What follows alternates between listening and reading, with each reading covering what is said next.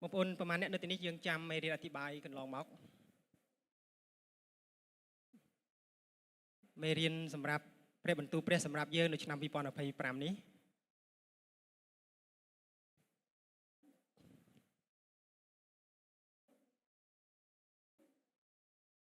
บาทคือบานดอกสตรองในคันกัมปีเพลิปจมปุกมุ้ยขอบใบเดขอบบุญได้ในใหญ่อมปีกาเรายังมันดังทายังจับเดิมทำไม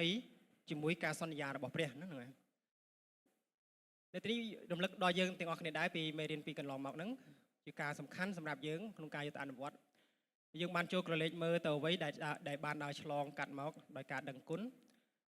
เดี๋ยวมันตู้บ้านน้อมยังบ้านดาวช่วยเติมบกนั่นไงโดยโกบ่มนอง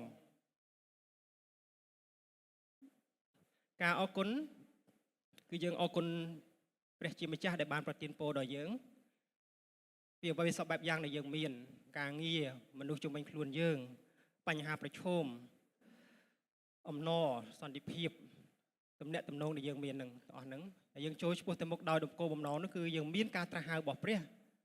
ยังมันรู้เนื้อขนมโลกนี้กรอนได้ทัวการเงียได้ยังเมียนนุเตยังทัวการเงียเลิกปีการเงียได้ยังเมียน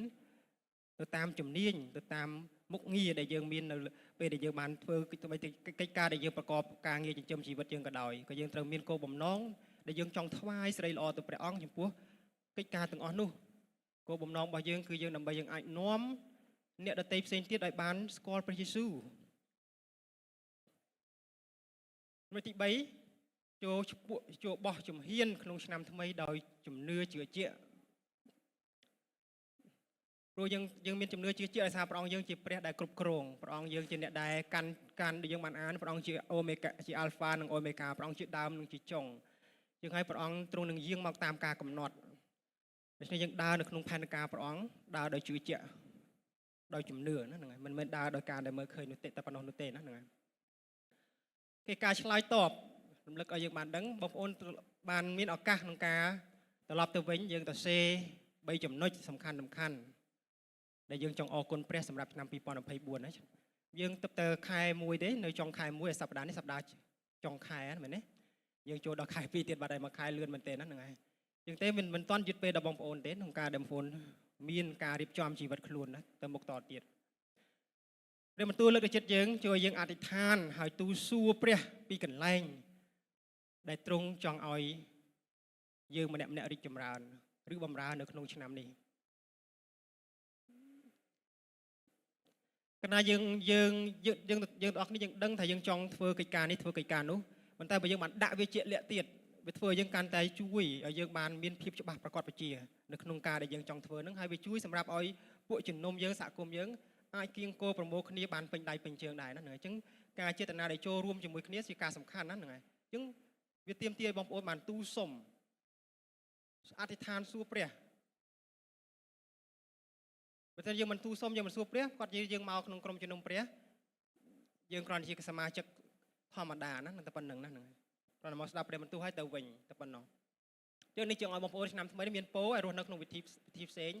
ในที่ใบเลือกจัดบอมโอนหน่อยตกจัดเลือกเปรี้ยมันเม้นแต่ทั้งไงแต่เตะแต่เรียงรอทั้งไงโดยดังทาตรงเรียบจอมชีวิตระบอบยังมันเนี่ยเอาบานสอดสะอาดแถมติดนี่จีเปรี้ยมันตู้ได้ยังบานเรียนกับลอมเอาจึงเป็นการอธิบายบอกย้ำปีดำชั้นคำถามหนึ่งน้อยบองโอนบานมีอากาศนงกาอาบในวัดเปรมตูปองจึงมือขณีที่การบรรโตเรื่องนี้จึงจองน้อมเปรมตูหมอกจึงปูยังเตี้ยสำหรับชั้นปีปอนอภัยแปรมเปรมตูเรื่องนี้จึงจองบองโอนบานอ่าน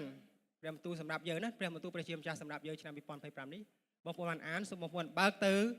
ตรงนกดมการแต่งออกขณีในจุ่มปุ๊กมาร้อยดับแปรมคอดับปีดับคอดับแปรม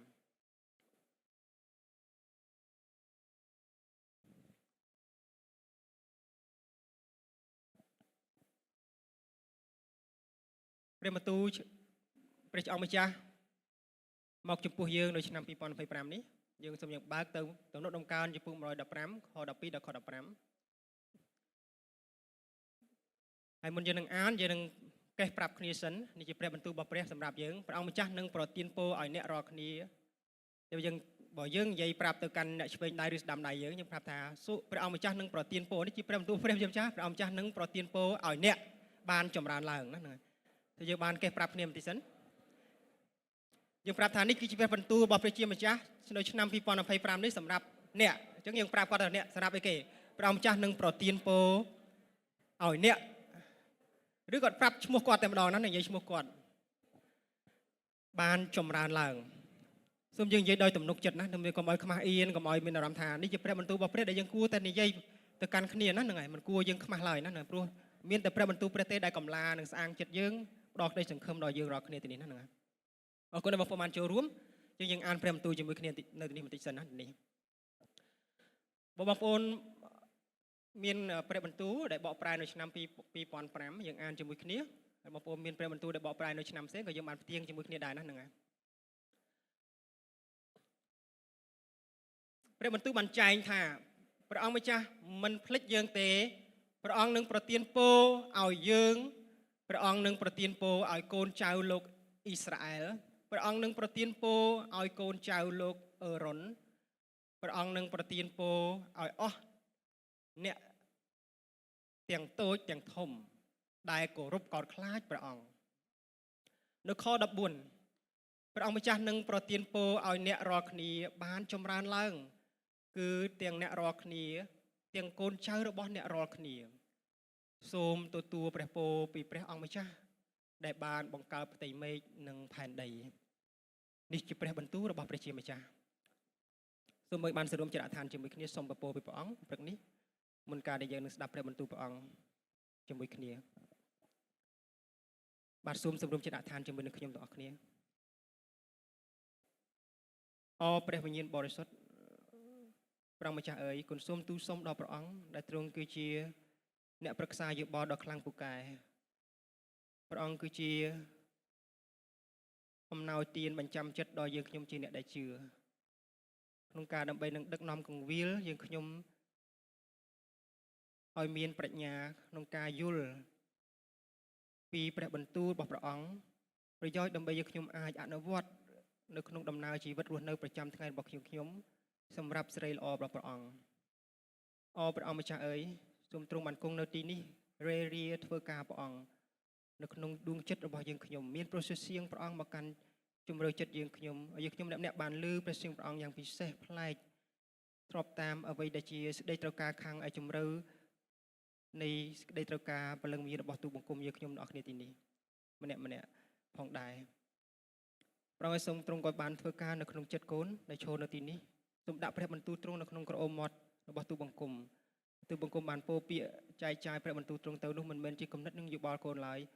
តែជាព្រះបន្ទូលទ្រង់ដែលបានផ្សាយទៅវិញត្បិតព្រះអង្គជាព្រះអង្គសពហាតីថ្លែងព្រះបន្ទូលព្រះអង្គទៅកាន់ប្រជារាស្ត្រជាទីស្រឡាញ់ព្រះអង្គសូមទ្រង់មានបន្ទូលមកកាន់យើងខ្ញុំហើយយើងខ្ញុំជាបាវបំរើព្រះអង្គត្រង់ត្រាំស្ដាប់ព្រះអង្គនៅទីនេះហើយដូច្នេះសូមព្រះអង្គមានព្រះបន្ទូលមកចោះគុណសូមអធិដ្ឋាននៅក្នុងព្រះនាមនៃព្រះអង្គម្ចាស់ព្រះយេស៊ូវគ្រីស្ទអាមែនទំនុកដំកើងជំពូក115ជាទំនុកដំកើងមួយដែលគេច្រៀងជាលក្ខណៈសហគមន៍ក្នុងការដែលគេមកអរព្រះគុណដល់ព្រះជាម្ចាស់ក្នុងការដែលគេអរព្រះគុណដល់ព្រះជាម្ចាស់នេះសោតក្នុងដំណើរនេះបានជាផ្នែកមួយនៃការដែលបានផ្ដល់ឲ្យគេនៅទេវសាស្ត្រដ៏ពិតប្រាកដមួយដោយគេបានមើលឃើញអំពីភាពខុសប្លែករវាងព្រះដ៏ពិតនិងព្រះคล้ายคล้าย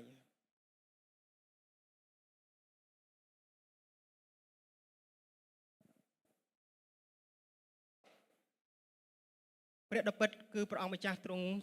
ជាព្រះដែលមាននៅអតបត័យភាពព្រះអង្គសោយរាជព្រះអង្គគ្រប់គ្រងផ្ទៃមេឃនិងផែនដីរីឯព្រះคล้ายคล้ายជាព្រះដែលគ្មានជីវិតហើយគ្មានអំណាចព្រះទាំងនោះមិនអាចឆ្លើយតបមកកាន់មនុស្សបានទេជាងឲ្យបានជាដំណើរការបានអំពាវនាវឲ្យយើងចូលមកដោយកោតខ្លាចដល់ព្រះបិទព្រះជាអង្គម្ចាស់ទ្រង់នឹងប្រទានពរដល់អ្នកទាំងនោះហើយអ្នកទាំងនោះត្រូវចូលមកដោយស្គាល់ថាព្រះអង្គជានរណាដើម្បីទទួលយកពរព្រះជាម្ចាស់គឺព្រះអង្គបង្កើតផ្ទៃមេឃនិងផែនដីអ្នកនិពន្ធទំនុកដំកើងបានចោទសួរនៅសំណួរហេតុអ្វីមនុស្សទៅរើស យកព្រះខ្លែងខ្លាយហើយបោះបង់ចោលព្រះពិតប្រកបព្រះដែលមានបច្ចុប្បន្នគង់នៅហើយការសួរសំណួរនេះជាសំណួរមួយដែលឲ្យបញ្ចើចដល់ចិត្តគេអ្នកដែលចូលមកថ្វាយបង្គំព្រះដើម្បីឆ្លុះបញ្ចាំងអំពីជីវិតរបស់ផងគេដែលគេតើគេមានព្រះខ្លែងខ្លាយអីខ្លះនៅក្នុងជីវិតរបស់ផងគេដែលគេគិតថាព្រះទាំងនោះឲ្យពរគេហើយគេត្រូវតែគោរពអសប្បាយដូចជានៅរដូវនេះយើងមើលឃើញរដូវចូលឆ្នាំចិនយើងឃើញមនុស្សជាច្រើនចង់បានពរមែនទែនចង់បានការចម្រុងចម្រើនមែនទេចេតនានៃការធ្វើបុណ្យឆ្នាំចិននេះឬបុណ្យឆ្នាំវៀតណាមក៏ដោយបងប្អូនវៀតណាមក៏ដោយតែគេធ្វើដើម្បីគេថានឹងគេឲ្យបានចម្រុងចម្រើនឡើងហើយដើម្បីគេបានចម្រុងចម្រើនគេមានវិធីសាស្ត្រជាច្រើនមែនទេបើយើងដូចដឹងស្រាប់ហើយនេះជាជំនឿរបស់ផងគាត់យើងមិនហ៊ានទៅវិនិច្ឆ័យអ្វីខ្លាំងទេប៉ុន្តែនេះព្រះបន្ទូលបានប្រាប់យើងដូចគ្នាដែរថាព្រះពរនោះមកពីព្រះជាម្ចាស់ទេហើយភាពចម្រុងចម្រើននោះក៏មកពីព្រះជាម្ចាស់ដែរប៉ុន្តែមនុស្សហេតុអ្វីមនុស្សមានចិត្តវាតវេម្លេះគេទៅជ្រើសរើសថ្វាយបង្គំព្រះដែលគ្មានជីវិតព្រះដែលគ្មានអំណាចហើយជា idol ហ្នឹងជាព្រះខ្លែងខ្លាយហ្នឹងជាជាងព្រះពិតប្រកបដោយរបៀបដែលពួកគេគិតថាគេចង់បានចម្រុងចម្រើនដូច្នេះគេយកថវិកាពិតប្រកបទៅទិញដូរយកថវិកាខ្លែងខ្លាយទៅថ្វាយទៅដុតថ្វាយព្រះខ្លែងខ្លាយនោះដែរដូច្នេះមិនបាច់ចាំឲ្យយើងទៅនិយាយបរិយាយទេតែពិតរូបភាពដែលយើងធ្វើនោះក៏បានបញ្ជាក់ប្រាប់ថានោះគឺជាព្រះខ្លែងខ្លាយបាត់ទៅហើយបើព្រះពិតនោះគេមិនបរិភោគរបស់ខ្លែងខ្លាយទេបើសិនជាយើងគិតថាយើងដាក់ផ្លែឈើខ្លែងខ្លាយថ្វាយដល់ព្រះខ្លែងខ្លាយនោះឃើញទេតាមហឹងតាមទីអាសនៈផ្សេងហ្នឹងខ្ញុំមិននិយាយចង់និយាយអីច្រើននៅទីនេះគ្រាន់ចង់បងប្អូនឆ្លុះបញ្ចាំងជាមួយគ្នាដូចជានៅក្នុងអ្នកនិពន្ធនៅក្នុងទនំការនេះបានបរិយាយប្រាប់ដល់បងប្អូនដែរបើប្រាប់ដល់ប្រជារាស្ត្ររបស់ព្រះដែរឲ្យគេមកឲ្យមើលឃើញហើយទទួលយកពរពីព្រះជាម្ចាស់វិញដែលទ្រង់ជាព្រះដែលបង្កើតផ្ទៃមេឃនិងផែនដីហើយអ្នកទំនុកដំណើរនេះបានសង្កត់ធ្ងន់ថាព្រះអង្គគឺជាប្រភពនៃគ្រប់ទាំងព្រះពរហើយទ្រង់នឹងបន្តបង្ហូរព្រះពរនោះមកជាដរាបតទៅដល់ប្រជារាស្ត្ររបស់ព្រះពូជលោកអេរ៉ុនពូជលោកយ៉ាកុបជាប្រជារាស្ត្រអ៊ីស្រាអែលព្រះអង្គចង់មានបន្ទូលថាគ្រប់មនុស្សទាំងអស់នឹងមកហើយមនុស្សដែលព្រះត្រាស់ហៅដូចយើងរាល់គ្នាជាគ្រីស្ទជនបានទទួលគេដំណើរតាមរយៈព្រះលិខិតព្រះយេស៊ូវគ្រីស្ទយើងរាប់ខ្លាយទៅជាកូនស្គូលភ្ញៀចទីស្រឡាញ់របស់ព្រះម្ចាស់នោះក៏យើងមានសិទ្ធិចូលមកទទួលយកព្រះពរពីព្រះជាអម្ចាស់ដែលបង្កើតផ្ទៃមេឃនិងផែនដីខ្ញុំចង់សួរបងប្អូនមួយថាតើប្រមាណអ្នកនៅទីនេះចង់ទទួលបានការចម្រុងចម្រើនបើបងប្អូនអត់លើកដៃបងប្អូនកុហកខ្ញុំណាយើងអស់លើកខ្ពស់មិនយើងកំលាក់លៀមអញ្ចឹងយើងមិនបានការរីចម្រើនទេយើងលើកឲ្យមែនទែនយើងរកស៊ីយើងចង់ចំណេញយើងធ្វើការយើងចង់ឡើងតំណែងមានប្រាក់ខែល្អមិនទៀតយើងចិញ្ចឹមកូនចង់ឲ្យកូនយើងរីចម្រើនឆ្លាតប៉កែអត់មានជំងឺមានអីសិតតែចម្រុងចម្រើនយើងចង់បានការចម្រុងចម្រើនយើងមកទីក្រុងភ្នំពេញនេះពុកម្ដាយយើងធ្វើស្រែចម្ការយ៉ាងលំបាកលំបិនគាត់ដើម្បីថាឲ្យកូនបានចម្រុងចម្រើនដែរហើយគាត់មានអនាគតភ្លឺស្វាងមែនទេប៉ុន្តែដល់ពេលមិនដូចគាត់គិតយើងមកយើងបំផ្លាញវិញណាអ្នកខ្លះតែយើងមិនមែនទេយើងនេះយើងដោះរួចពីបណ្ដាសាហ្នឹងហើយណាយើងមិននៅក្នុងការនេះអ្នកខ្លះមកភ្នំពេញមិនបានចម្រុងចម្រើនទៅជាបំផ្លាញឪពុកម្ដាយវិញបំផ្លាញអនាគតវិញដោយសារតែភ្លើងពណ៌នៃទីក្រុងណាហ្នឹងហើយភ្លើងពណ៌នៃទីក្រុងស្អាតជាងភ្លើងពណ៌នៅជនបទណាហ្នឹងហើយមិនមែនទេណាហ្នឹង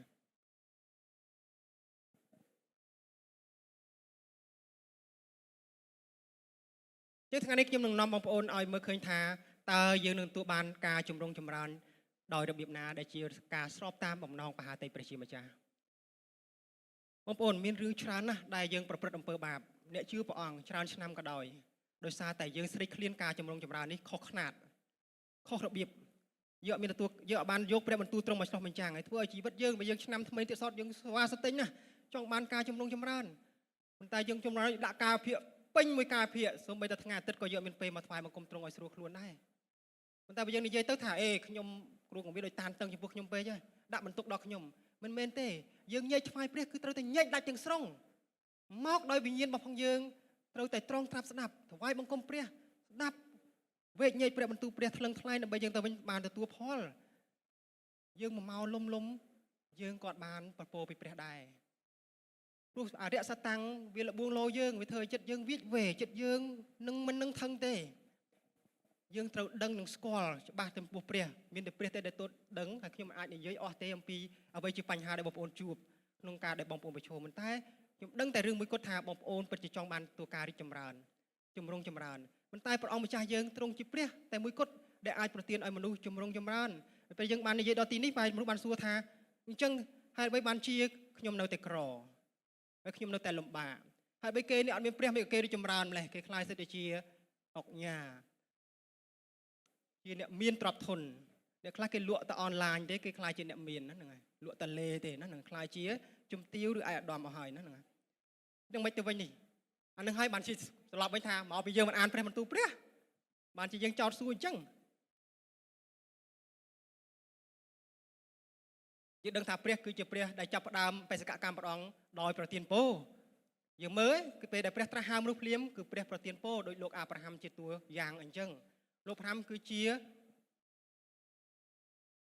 ដងខៅជាអុកញ៉ានៅសម័យនោះដែលលោកមានទ្រព្យធនច្រើនមែនទែនព្រោះព្រះអង្គចង់ឲ្យលោកអាប់រ៉ាហាំថ្វាយពរចែកពរនេះទៅដល់ប្រជាជាតិផ្សេងទៀតដើម្បីលើកដំកើងព្រះនាមព្រះអង្គឡើងព្រះអង្គស្របប្រហាតីធ្វើការតាមរយៈលោកអាប់រ៉ាហាំពេលលោកអាប់រ៉ាហាំឆ្លើយតបតាមការត្រាស់ហៅរបស់ព្រះជាម្ចាស់នៅទីនេះទៀតសោតនៅទំនុកដំកើងចំពុក115មិនបាននិយាយប្រាប់ថាតើនរណាគឺជាអ្នកនិពន្ធនៅក្នុងទំនុកដំកើងនេះទេប៉ុន្តែតាមទំ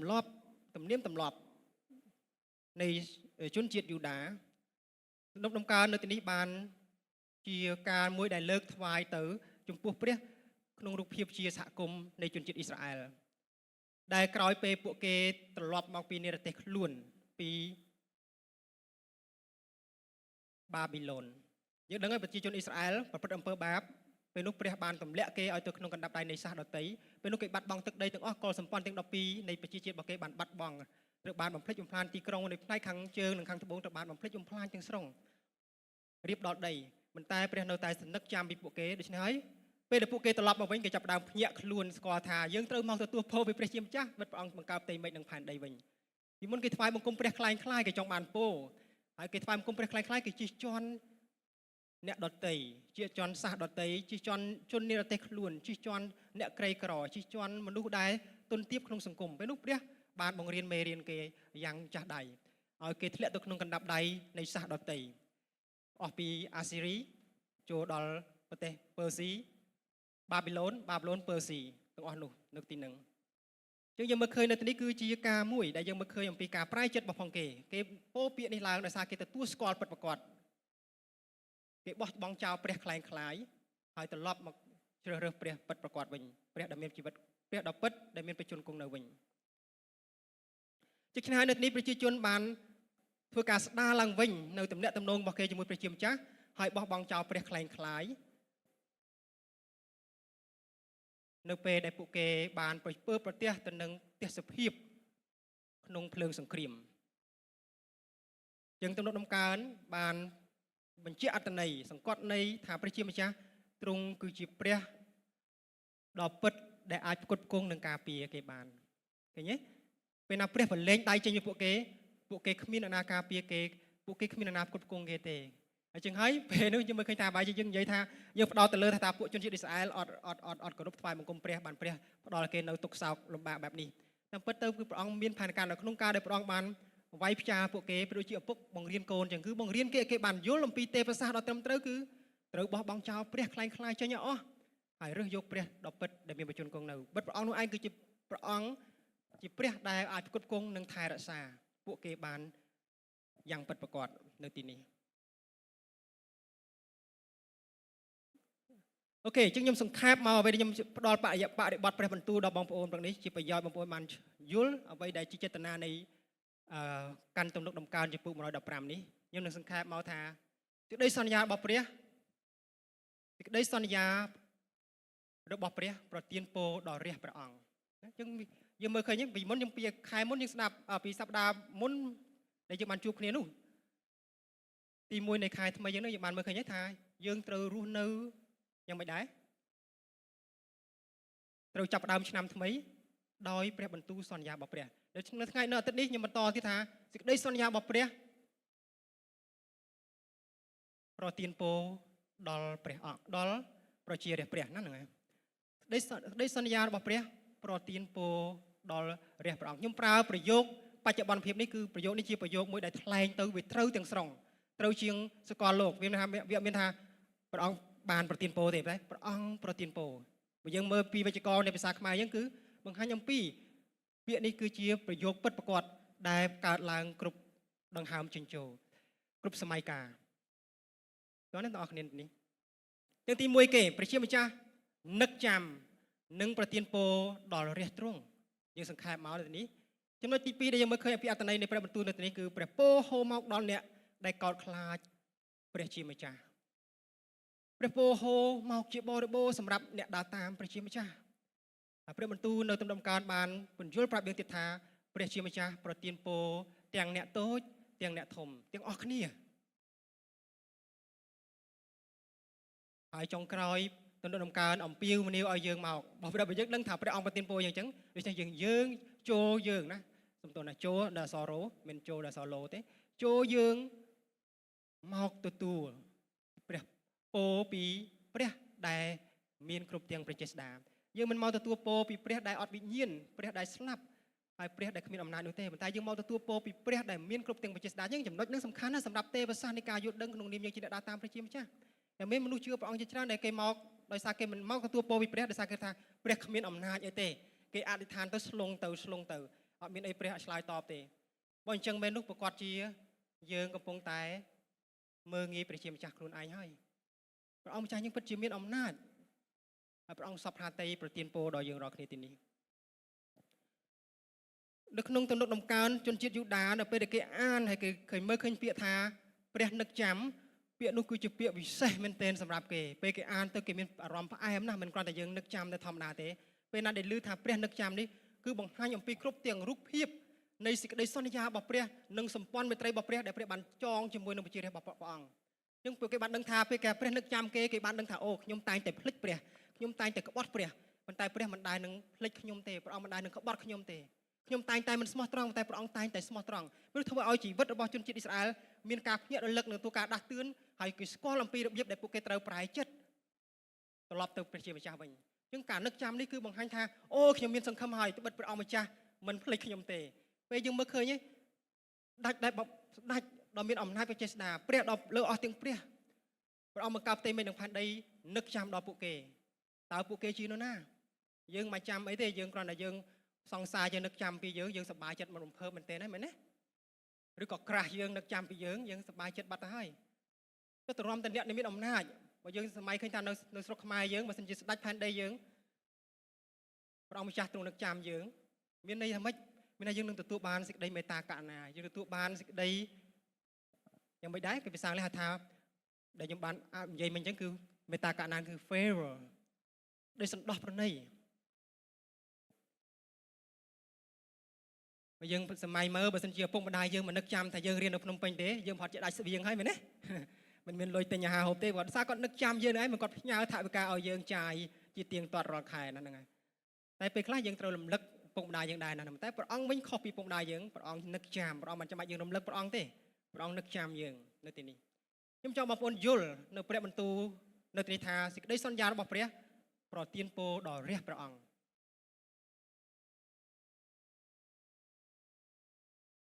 ដែលចូលមកទទួលព្រះពរពីព្រះដែលមានគ្រប់ទាំងបច្ចេស្តានេះចុះថ្ងៃនេះអ្វីជាមេរៀនដែលខ្ញុំចង់បងប្អូនចោទសួរថាតើយើងទទួលបានភាពចម្រុងចម្រើនការចម្រុងចម្រើនដោយស្របតាមបំណងផាតីព្រះដោយរបៀបណាយើងនឹងមើលឃើញថាការចម្រើនឡើងតាមរយៈព្រះជាម្ចាស់ណាការចម្រើនឡើងគឺយើងចម្រើនឡើងតាមរយៈព្រះជាម្ចាស់ព្រោះព្រះបន្ទូលបានប្រាប់យើងថាមិនឲ្យនរណាម្នាក់មានអំនួតទេទោះបីអ្នកជាអ្នកប្រាជ្ញទោះបីអ្នកជាអ្នកបណ្ឌិតទោះបីអ្នកជាអ្នកដែលមានចំណេះដឹងជ្រៅជ្រះទោះបីអ្នកជាអ្នកមានទ្រព្យធនសម្បូរបែបទោះបីមានឋានៈឧត្តមឧត្តមនៅក្នុងសង្គមទោះបីអ្នកជាអ្នកសុំទានឬក្រីក្រតោកយ៉ាដែលគេមិនស្គាល់អាវរហេរហែករញ៉េរញ៉ៃនោះក៏ដោយតែសូមយើងបានដឹងថាការចម្រុងចម្រើនគឺមកតាមរយៈព្រះជាម្ចាស់វិញដូច្នេះបើយើងបានមើលអំពីប្រយោគនៅទីនេះយើងនឹងមើលឃើញថា បើយើងស្វែងរកការជំរុញចម្រើនដោយរបៀបផ្សេងនោះការជំរុញចម្រើននោះមិនស្ថិតស្ថេរទេវានឹងរលួយទៅហើយយើងមិនបើយើងមិនច្បាស់បើយើងមិនជឿយើងពិសោធន៍បានណានៅទីនេះជាមួយគ្នាមួយទៀតដូច្នេះហើយព្រះបន្ទូលបានជំរុញលើកទឹកចិត្តយើងឲ្យយើងបន្តចាប់យកការចម្រើនឡើងដែលព្រះសពហាតីឃើញទេការចម្រើនឡើងមានរបៀបច្រើនណាស់ក្នុងលោកីនេះប៉ុន្តែយើងចាប់យករបៀបណាយើងចាប់យកតាមរបៀបដែលព្រះសពហាតីប្រទានមកកាន់ជីវិតរបស់អ្នកខ្ញុំលើកចិត្តអំពាវនាវដល់បងប្អូនយើងនៅទីនេះជាអ្នកដើរតាមព្រះជាម្ចាស់សូមយើងឆ្លុះបញ្ចាំងជីវិតយើងបន្តិចដោយភាពស្មោះត្រង់តើយើងបន្តចាប់យកការចម្រើនឡើងដែលព្រះសពហាតីប្រទានមកកាន់ជីវិតរបស់យើងដែរឬទេតែយើងធ្វើដូចម្តេចដើម្បីយើងអាចទទួលការចម្រើនឡើងនេះឲ្យបានសមស្របតាមបំណងមហាតីព្រះបើយើងអត់តន់ឆ្លើយការនេះបានទេយើងត្រូវប្រឹងប្រែងថែមទៀតប្រឹងប្រែងពិនិត្យមើលជីវិតពលឹងវិញ្ញាណរបស់ផងយើងនេះជាឆ្នាំថ្មីយើងអត់ដើរដូចដំណើរឆ្នាំចាស់ទេយើងត្រូវមើលឡើងវិញថាតើយើងកំពុងតែស្រឡាញ់អីជាងគេបើយើងថាយើងស្រឡាញ់អីជាងគេជាងព្រះជាម្ចាស់នឹងហើយនោះយើងមិនចេះឆ្លើយនៅចម្លើយមួយនេះទេដែលខ្ញុំចោទសួរវាមានការលំបាកមែនប៉ុន្តែទាមទារបងប្អូនម្នាក់ទៅឆ្លើយគ្មានអ្នកណាឆ្លើយបងប្អូនទេខ្ញុំជាគ្រូគង្វាលមិនអាចឆ្លើយបងប្អូនបានទេខ្ញុំអាចនាំព្រះបន្ទូលមកធ្វើការកម្លាចិត្តដល់បងប្អូនប៉ុន្តែចេតនាតែមួយគត់គឺយើងតខ្លួនស្ដាប់ព្រះបន្ទូលហើយយើងត្រូវឆ្លើយតបដោយខ្លួនឯងបើមិនយើងបានដាក់អ្វីមួយហើយយើងស្រឡាញ់អ្វីមួយខ្លាំងជាងស្រឡាញ់ព្រះជាម្ចាស់ហើយនោះយើងពិបាកឆ្លើយសំណួរនេះណាហើយជីវិតយើងនៅតែជាជីវិតដែលក្មេងខ្ចីខាងឯសេចក្តីជំនឿនិងព្រលឹងវិញ្ញាណ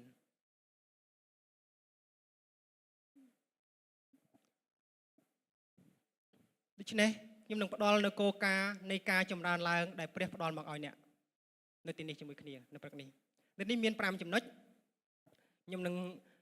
ចែកចាយចំណុចទាំងនេះដោយរបៀបសង្ខេប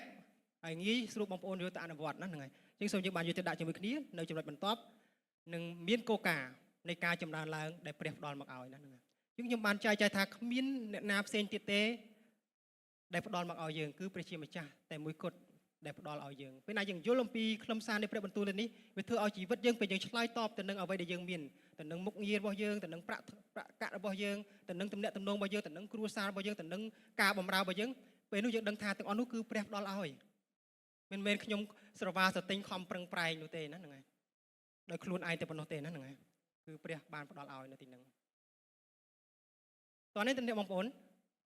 បើយើងចង់ដឹង5ចំណុចហ្នឹងអីគេបាទបើយើងចង់ដឹងទេយើងបិទបញ្ចប់នៅទីនេះណាហ្នឹងហើយចង់ដឹងហើយលើកទៅអាទិត្យក្រោយដែរបាទបានទាំងត្រៀមជាមួយគ្នាកំដកដង្ហើមណាហ្នឹងណា5ចំណុចហ្នឹងហើយបាទចំណុចទី1ទូសុំព្រះសម្រាប់ការរីកចម្រើនទូសុំព្រះសម្រាប់ការចម្រើនឡើងខ្ញុំប្រើពាក្យចម្រើនឡើងណាមិនវាដូចទៅពាក្យដូចថាយើងរីកចម្រើនអញ្ចឹងតែខ្ញុំប្រើពាក្យឲ្យប្លែកតិចដែលយើងបានដឹងថាពាក្យនេះភាសាអង់គ្លេសនៅក្នុងព្រះគម្ពីរបកប្រែជាភាសាអង់គ្លេសមកប្រើពាក្យថា increase ហើយពាក្យនេះគឺមាននៅគ្រប់ដំណើរចេញចូលនៅក្នុងដំណើរជីវិតរបស់យើងហ្នឹងយើងតែងតែរៀងរាល់ឆ្នាំយើងចង់ increase ថវិកាហ្នឹងយើងចង់ចម្រើនឡើងនៅថវិកាប្រាក់ខែយើងចង់មុខងារយើងត្រូវបានគេដំឡើងឡើងអីចឹងជាដើមណាហ្នឹងហើយយើងរៀនយើងកាន់តែចង់ចេះថែមទៀតចម្រើនឡើងនៅក្នុងដៃរបស់យើងអញ្ចឹងទី1គឺយើងទូសុំព្រះជាម្ចាស់ពេលណាទៅទូសុំសូមយើងបានចាំយើងទូសុំដោយនៅក្នុងព្រះនាមព្រះយេស៊ូវគ្រីស្ទត្រង់ថាបើអ្នករាល់គ្នាទូសុំកិច្ចការទាំងអស់នៅក្នុងនាមខ្ញុំនោះខ្ញុំនឹងឆ្លើយតបនេះជាព្រះបន្ទូលសន្យារបស់ព្រះអង្គដែលព្រះអង្គបានប្រទានដល់ពួកសិស្សរបស់ទ្រង់ឲ្យទូសុំក្នុងព្រះនាមព្រះយេស៊ូវគ្រីស្ទខ្ញុំថាទូសុំដោយជំនឿដែលជឿទុកចិត្តពឹងអាងលើព្រះជាបុត្រាគឺព្រះអង្គម្ចាស់ព្រះយេស៊ូវគ្រីស្ទព្រះអង្គនឹងទូសុំឲ្យយើងទូសុំព្រះវរបិតាឲ្យប្រទានពរដល់យើងរាប់ផងដែរយើងមើលយើងហើយយើងត្រូវការទូសុំយើងត្រូវមើលណាហ្នឹងហើយព្រោះយើងរាល់គ្នាយើងធ្វើការរាល់ថ្ងៃរៀនសូត្រធ្វើការនេះធ្វើការនោះក្នុងវិស័យគ្រប់បែបយ៉ាងទំនាក់ទំនងទាំងអស់នោះគឺយើងមានចេតនាចង់ឲ្យការនោះចម្រុងចម្រើនឡើងក្នុងទុតិយកថាចំពុក8ខ18ចូលនឹកចាំពីព្រះអង្គម្ចាស់ជាព្រះរបស់អ្នកដែលប្រទានឲ្យអ្នកមានកម្លាំង ប្រមូលបានសម្បត្តិដើម្បីបញ្ជាក់សម្ព័ន្ធមេត្រី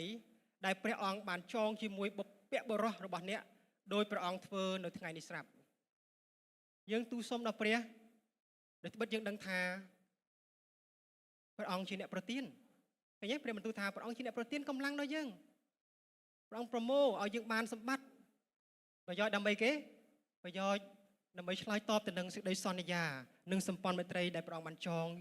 ជាមួយយើងរាល់គ្នាជាប្រជារាស្ត្ររបស់ព្រះជាម្ចាស់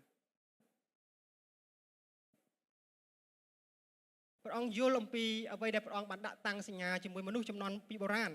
ហើយនៅសម័យបច្ចុប្បន្ននេះក៏ព្រះអង្គបាននៅតែបន្តធ្វើរាជកិច្ចព្រះអង្គនៅបែបនេះដើម្បីនឹងនាំពរដល់មនុស្សយើងមើលខបន្តទៀតនៅអេសាយចំពុក48ខ17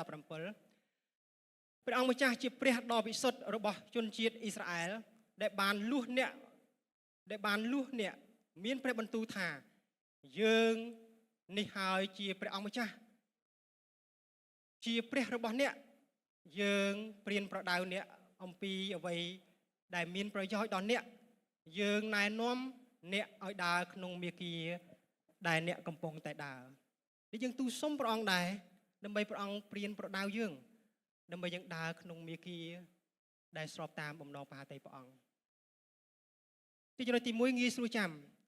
យើងសុំព្រះអង្គទូលសុំព្រះអង្គ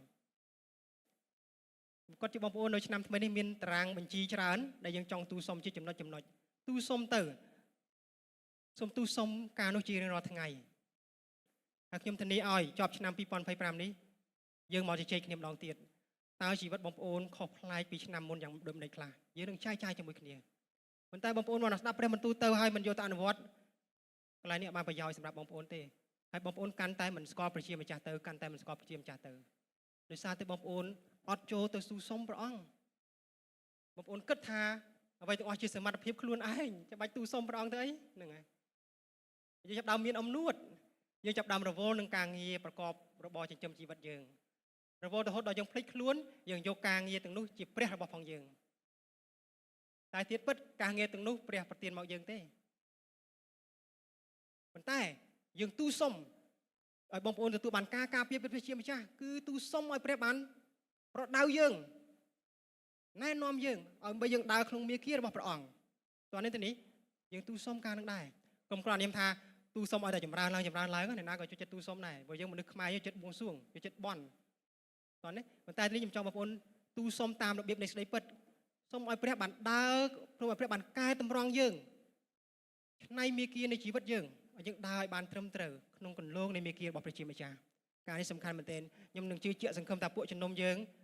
ទូលសុំព្រះអង្គបែបដូចនេះណាដើម្បីយើងបានដើរនៅក្នុងមាគ៌ាដ៏ត្រឹមត្រូវរបស់ព្រះជាម្ចាស់ក្នុងកូរិនថូសខ្សែទី1ចំពុក3ខ6ដល់ខ7បានចែងថាខ្ញុំជាអ្នកដាំហើយលោកអាប៉ូឡូសជាអ្នកស្រោចទឹកប៉ុន្តែព្រះជាម្ចាស់ទេតើដែលធ្វើឲ្យដុះដូច្នេះអ្នកដាំនិងអ្នកស្រោចទឹកមិនសំខាន់អ្វីឡើយគឺព្រះជាម្ចាស់ដែលធ្វើឲ្យដុះឯណោះទៅសំខាន់បងប្អូនធ្វើទៅតាមបំណងចិត្តនិងឆន្ទៈដែលបងប្អូនមាននឹងជំនាញបងប្អូនមានប៉ុន្តែសូមចាំថាការនោះចម្រុងចម្រើនឡើងដោយសារតែព្រះជាម្ចាស់ទ្រង់សពហាតីប្រទានពរឲ្យបងប្អូនកុំបាក់ទឹកចិត្តនៅពេលបងប្អូនបានបរាជ័យនៅក្នុងដំណើរនៃជីវិតបងប្អូនដែលចង់រីកចម្រើននឹងចង់ចម្រុងចម្រើននឹងតែបងប្អូនសូមសម្លឹងមើលទៅថាយើងខំប្រឹងមែនដូចជាលោកអាប៉ូឡូដែលគាត់ខំស្រោចទឹកប៉ុន្តែព្រះជាម្ចាស់ទេដែលធ្វើឲ្យដុះដូច្នេះទាំងអ្នកដាំទាំងអ្នកស្រោចមិនសំខាន់អ្វីឡើយនោះនេះព្រះអង្គថាបើយើងដាក់អំពីកិច្ចការដែលព្រះអង្គធ្វើនោះយើងមើលទៅយើងទទួលបានការលើកចិត្តជាងការដៃដែលយើងធ្វើពេលខ្លះយើងពេលខ្លះមិនទុកចិត្តលើដៃដែលខ្លួនឯងធ្វើទៀតយើងបាក់ទឹកចិត្តងាយនឹងបាក់ទឹកចិត្តតែមានគេរិះគន់យើងទៅយើងបាក់ទឹកចិត្តភ្លាមប៉ុន្តែសូមមើលទៅថាព្រះទេតាដែលទ្រង់ធ្វើឲ្យដុះទៅការនោះសំខាន់អញ្ចឹងចូលយើងផ្ដោតទៅថាព្រះទេតាដែលសំខាន់ដូច្នេះបានយើងទៅរកព្រះអង្គហើយទូលសុំព្រះអង្គនៅកិច្ចការនេះនេះជាចំណុចទី1យើងចូលដល់ចំណុចទី2ដើម្បីយើងអាចទទួលការចម្រើនឡើងស្របតាមការដែលព្រះសពហាតីប្រទានឲ្យយើងគឺព្រោះយើងត្រូវស្ថិតនៅជាប់ជាមួយនឹងព្រះស្ថិតនៅជាប់ជាមួយនឹងព្រះតើមានន័យយ៉ាងម៉េចសូមយើងអានព្រះបន្ទូលព្រះអង្គនៅទីនេះយូហានចំពុក15ខ5ខ្ញុំនេះហើយជាដើមទំពាំងបាយជូរអ្នករាល់គ្នាជាមេឃអ្នកណាស្ថិតនៅជាប់នឹងខ្ញុំហើយខ្ញុំនៅជាប់នឹងអ្នកនោះទើបអ្នកនោះបង្កើតផលបានច្រើនបើដាច់ពីខ្ញុំ អ្នករកគ្នាពុំអាចធ្វើអ្វីកើតឡើយព្រះបន្ទូលបានប្រាប់យើងយ៉ាងដូចម្ដេចនេះជាព្រះបន្ទូលដែលបានបង្រៀនផ្ទាល់ដោយព្រះអង្គម្ចាស់ព្រះយេស៊ូវគ្រីស្ទព្រះអង្គបានលើកយកវិស័យកសិកម្មមកព្រះអង្គលើកយកវិស័យកសិកម្មច្រើនណាស់មកបង្រៀនឲ្យមនុស្សយល់ពីព្រះបន្ទូលរបស់ព្រះអង្គប្រៀបដូចជាដើមទំពាំងបាយជូរហើយនឹងមេឃទំពាំងបាយជូរព្រះន័យនេះងាយស្រួលយល់ណាកូនក្មេងក៏វាដឹងដែរតើមេឃនឹងបង្កើតផលផ្លែមិនបើមិនមេឃនឹងមិនជាប់នឹងដើមចុះមេឃដែលមិនជាប់នឹងដើមជាមេឃបែបមិនដែរបងប្អូនមេឃឈើដែលងាប់នោះមែនទេហ្នឹងហើយអញ្ចឹងមេឃនឹងបង្កើតផលផ្លែបានដូច្នេះពាក្យនេះគឺជាពាក្យន័យធៀបដែលចង់និយាយថាឲ្យយើងរាល់គ្នាទៅមានទំនាក់ទំនងជាមួយព្រះជាម្ចាស់យ៉ាងជិតស្និទ្ធស្ថិតនៅជាប់នឹងព្រះអង្គប្រៀបដូចជាដើមឈើមេឃឈើទំពាំងបាយជូរដែលជាប់នឹងដើមនៃទំពាំងបាយជូរដែរព្រះអង្គគឺជាប្រភពនៃព្រះពរព្រះអង្គជាប្រភពនៃការចិញ្ចឹមនិងទ្រទ្រង់ជីវិតរបស់ផងយើងដូច្នេះមនុស្សម្នាក់ៗដែលចំណាយពេលជាមួយព្រះយ៉ាងទៀងទាត់ព្រឹកក្រោកឡើងអានព្រះបន្ទូលព្រះហើយអធិដ្ឋានល្ងាចមុនចូលគេងធ្វើការឆ្លុះបញ្ចាំងអំពីអ្វីដែលព្រះបានធ្វើពេញមួយថ្ងៃនឹងអរគុណព្រះអង្គឲ្យចូលទៅគេងហើយគ្រប់ដង្ហើមចេញចូលទៅបីជិះម៉ូតូបោកបោឡាននៅកន្លែងធ្វើការជួបបញ្ហាលំបាកឬក៏បញ្ហាស្រួលគាត់តែងតែនឹកចាំអំពីព្រះនាមព្រះអង្គខ្ញុំធ្លាប់មានបទពិសោធន៍នឹងបងប្អូនមានបទពិសោធន៍អត់ពេលដែលខ្ញុំដេកលក់ទៅខ្ញុំមានអារម្មណ៍ថាមានសេចក្តីអាក្រក់មកធ្វើបាបខ្ញុំដូចវិញ្ញាណអាក្រក់ណាមកដូចថាអ្នកខ្លះដូចខ្មែរតែនិយាយថាខ្មោចសកត់ហ្នឹងហើយហើយអ្នកខ្លះគេថាគេអត់ជឿទេខ្មោចសកត់ហ្នឹងហើយតាមវិទ្យាសាស្ត្របកស្រាយផ្សេងៗគេហៅថាមកពាក្យកំផន់ពាក្យអីផ្សេងតែមានវិញ្ញាណមកដូចទៅមកខ្សឹបមកធ្វើរំការរំខានយើងនៅក្នុងពួកយើងពងដេកលក់ស្ងប់នេះនោះវាធ្វើការរំខានយើងបងប្អូនធ្លាប់មានបទពិសោធន៍ចឹងហ៎ណាដែលធ្លាប់មានខ្មោចសង្កត់ណាវិញ្ញាណសង្កត់ហ្នឹងអាចមានណាមានបទពិសោធន៍ចឹងពេលនោះយើងដើម្បីឲ្យវិញ្ញាណចេញពីនឹងពីយើងទៅរំខានយើងអធិដ្ឋានហ្នឹងហើយហៅថាអធិដ្ឋានវាកើតហ្នឹងហើយអញ្ចឹងនៅក្នុងនោះទៅបីយកមកខ្ញុំដេកលក់ដោយខ្ញុំបានចាប់ដើមនឹកឃើញអំពីព្រះនាមព្រះយេស៊ូវគ្រីស្ទមុនគេអាហ្នឹងជីវិតយើងតើយើងរស់នៅក្នុងរបៀបហ្នឹងពេលជួបបញ្ហាយើងនឹកឃើញព្រះនាមព្រះយេស៊ូវគ្រីស្ទមុនគេពេលយើងគ្រាន់តែលើកព្រះនាមព្រះយេស៊ូវឡើងក្នុងការដេកបំមើបំមីរបស់យើងហ្នឹងវិញ្ញាណនោះវាបានចេញពីយើងទៅវាបាត់ពីយើងទៅតែម្ដងនេះបទពិសោធន៍នេះជួបច្រើនដងហើយណាហ្នឹងហើយអញ្ចឹងបងខ្ញុំគិតថាបងប្អូនប្រហែលជាជួបបទពិសោធន៍ចឹងដែរណាសូមឲ្យយើងបាននេះថាអារម្មណ៍យើងមិនតែនឹកអ្នកខ្លះលែងនឹកឃើញមិននឹកឃើញព្រះនាមព្រះយេស៊ូវគ្រីស្ទនឹកឃើញអ្នកមោទសៈហ្នឹងហើយចឹងវិញចុះអូអ្នកជឿព្រះយ៉ាងម៉េចនេះជាមួយទឹកហើយនៅអ្នកមោទសៈពេញមាត់ដដែលមករកគ្រូកងវិលអធិដ្ឋានកាត់ផ្ដាច់ណាហ្នឹងហើយកុំឲ្យជាប់អ្នកមោទសៈទៀតណាហ្នឹងកើតទេណារស់នៅចឹងច្បល់ច្បាយគ្នាហើយណាហ្នឹងហើយអាហ្នឹងវិញ្ញាណដូច្នេះយើងនៅជាប់នឹងព្រះអង្គនៅជាប់នឹងព្រះអង្គបង្ហាញយើងពីជីវិតយើងទៅបើយើងដេកដើរឈរអង្គុយយើងធ្វើកិច្ចការអីក៏ដោយយើងបង្ហាញថាយើងជាមនុស្សដែលមានទំនាក់ទំនងជាមួយនឹងព្រះជាម្ចាស់តោះនេះបងប្អូនទាំងគ្នាការនៅជាប់ព្រះអង្គគឺសំខាន់មែនទែនសម្រាប់យើងបងប្អូនចង់លើកចិត្តបងប្អូនមួយដែរថាខ្ញុំនិយមទទួលបានមិននិយមញឹកញឹកទទួលបានសារសម្លេងមួយពីបងប្អូនអ្នកដើរតាមព្រះគាត់តែងតែប្រាប់ខ្ញុំថាខ្ញុំភ័យខ្លាចណាស់ដែលខ្ញុំឃ្លាតឆ្ងាយពីព្រះជាម្ចាស់ឮជាញឹកញាប់ខ្ញុំឮរយៈពេលដែលខ្ញុំបម្រើព្រះអង្គ15ឆ្នាំ16ឆ្នាំនេះឮកិច្ចការនេះពេលដែលគាត់ចែកចាយមកហើយយើងមិនទៅជំនុំជម្រះគាត់ទេយើងគ្មានសិទ្ធទេទៅនិយាយពីបញ្ហានេះទទួលស្គាល់យើងស្ដាប់ដោយចិត្តយើងទៅថាពិតមែនសូម្បីតែបងក៏ដូចគ្នាដែរយើងខ្លាចយើងឃ្លាតឆ្ងាយពីព្រះជាម្ចាស់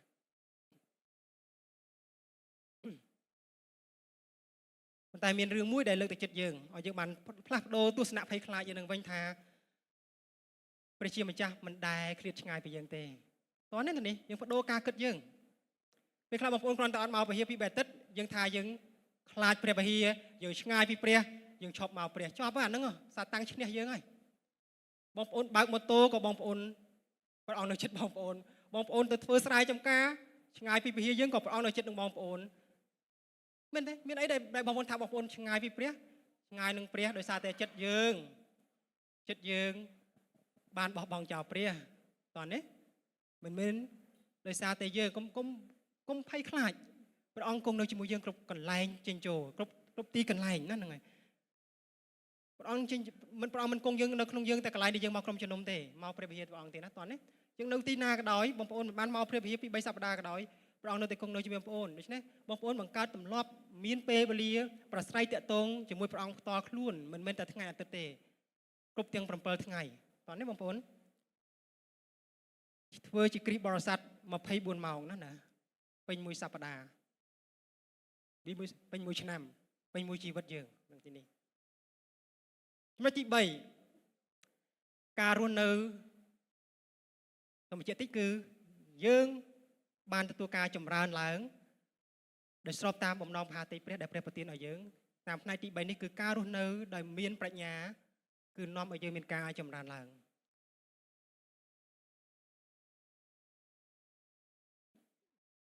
bông ôn chàm đấy cứ rương mũi để dương mình cua mơ rầm lồng về đại đạch Salomon cọt từ tua bàn ở cả nông cá chạ pren tăngដឹកនាំប្រជារាស្ត្រអ៊ីស្រាអែលយុវជនវ័យក្មេងនេះដែលខ្លាយទៅជាស្ដេចហើយគាត់ខ្លាយនឹងនៅថ្ងៃគាត់ទៅពេលគាត់បានខ្លាយស្ដេចហើយគាត់នឹងខ្លាយស្ដេចដល់ល្បីល្បាញមែនទែននៅក្នុងវត្តសាស្ត្រមនុស្សជាតិគាត់មានប្រាជ្ញាខ្លាំងមែនទែនដឹងថាគាត់ធ្វើអីទេមុនគាត់គ្រងរាជ្យដឹងលោកសាឡូមោនដែលជាស្ដេចដល់ល្បីល្បាញក្នុងវត្តសាស្ត្រមនុស្សជាតិនេះគាត់ធ្វើអីទេគាត់ជាស្ដេចដែលមានជាងគេមានលើអស់ទាំងអ្នកមានលើវត្តសាស្ត្រមនុស្សជាតិគាត់ស្ដេចដែលមានប្រាជ្ញាជាងគេលើអស់ទាំងស្ដេចដែលមានប្រាជ្ញានៅលើផែនដីនេះដឹងគាត់ធ្វើអីទេបងប្អូនគាត់ទូសុំប្រាជ្ញាពីព្រះគាត់ថាគាត់មិនដឹងទៅដឹកនាំប្រជារាស្ត្រព្រះអង្គយ៉ាងដូចម្ដេចទេព្រះអង្គម្ចាស់ហើយព្រះអង្គសូមប្រទានប្រាជ្ញាដល់ទូបង្គំដើម្បីទូបង្គំអាចដឹកនាំប្រជារាស្ត្រព្រះអង្គបានពេលនោះព្រះអង្គឆ្លើយតបគាត់ថាអញយល់ហើយពីការដែលឯងចង់បានព្រោះព្រះអង្គប្រទានពរឲ្យគាត់មានប្រាជ្ញាគាត់ល្បីរន្ទឺទៅគ្រប់ច្រកល្ហកដាច់នៃប្រទេសផ្សេងបានមកដើម្បីទទួលការបង្រៀនពីគាត់ហើយគាត់មានប្រាជ្ញារហូតដល់គាត់កសាងព្រះដំណាក់របស់ព្រះជាម្ចាស់យ៉ាងល្អឥតខ្ចោះល្អពិសេសមែនទែនដែលជាទីផ្ដល់សេរីរុងរឿងដល់ព្រះជាម្ចាស់ជាងប្រាជ្ញាសំខាន់ដូច្នេះយើងសូមយើងមើលសុភាសិតចំពោះ8ខ11ដល់ខ12ប្រាជ្ញាមានតម្លៃជាងត្បូងពេជ្រគ្មានរបស់អ្វីមានតម្លៃស្មើនឹងប្រាជ្ញាឡើយខ្ញុំជាប្រាជ្ញាការពិចារណាស្ថិតនៅជាប់ជាមួយខ្ញុំមានតម្រេះរិះគិតដោយសុភនិច្ឆ័យឃើញបងប្អូនប្រាជ្ញាជួយយើងកាលណាយើងចង់ចម្រើនឡើងយើងត្រូវមានប្រាជ្ញាដើម្បីឲ្យប្រាជ្ញាយើងនឹងជួយយើងក្នុងការយើងដោះយើងចេញពីទម្លាប់អាក្រក់យើងនៅជាប់ទម្លាប់ក្អែលនៃឆ្នាំចាស់ដែលជាទម្លាប់អាក្រក់ដែលបំស៊ីបំផ្លាញយើងទម្លាប់នៃការប្រើទូរស័ព្ទច្រើនម៉ោងពេកអត់គិតធ្វើអីទម្លាប់ដេកច្រើនពេកដេកជ្រុលពេកដេកគេឲ្យដេកតែ8ម៉ោង7តែ8ម៉ោងអីដេកច្រើនពេកក៏ល្អដែរហើយដេកតិចពេកក៏ល្អដែរយុវជនគិតថាខ្លួនមានកម្លាំងនៅសប្បាយនៅឡើយអ្នកខ្លះលេងហ្គេមដាច់យប់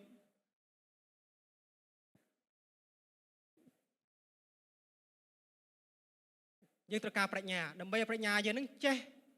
ត្រេះរិះគិតដោយត្រឹមត្រូវសុភវិនិច្ឆ័យប្រាជ្ញាអាចឲ្យយើងអនុវត្តនៅចំណេះដឹងយើងប្រាជ្ញាអាចអនុវត្តឲ្យយើងអនុវត្តនៅទម្លាប់និងបទពិសោធន៍ជីវិតយើងតោះនេះ Wisdom